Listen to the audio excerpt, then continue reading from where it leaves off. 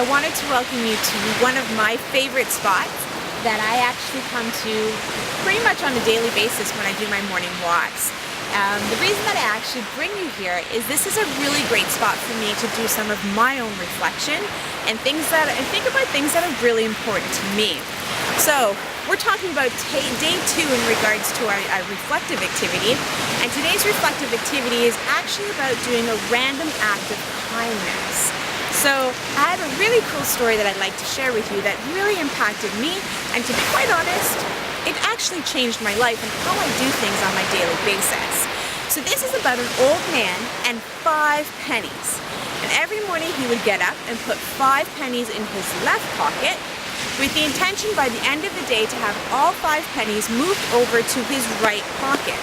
Now the interesting thing is, in order to move those pennies, he had to do a random act of kindness for each one of those pennies before he was able to move that penny over to his right pocket. So I did the same thing. I thought it was really, really cool, and I was having a really great time, but I kept losing my friggin' pennies. They kept falling out of my pocket. So I don't know about you guys, us as Canadians, pennies are no longer in circulation, so they're a bit of a hot commodity. So they're not so easy to come by to replace when you do lose them. So I'm going to show you something that I did to adapt. I actually made my own bracelet as one of my creative outlets. And what's really cool is I have feathers, and every time I would actually do and complete a random act of kindness, I'd move one of these feathers over. And then by the end of the day, I should have all of my feathers moved over. What's really cool about random acts of kindness and how this actually has to pertain to you and your self-care, there's actually health benefits, scientifically proven, that doing random acts of kindness is really good for your health.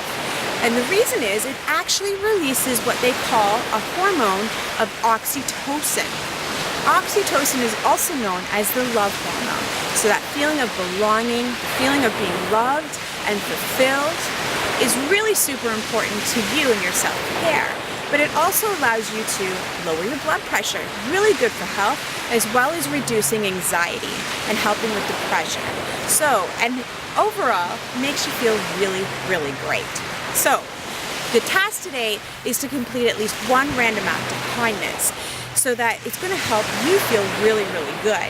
Now the reality is, you probably are already doing some really cool things and really kind things for other people on a daily basis, but you don't even necessarily realize it. So this is why we're going to be very purposeful with this activity and be very present with it.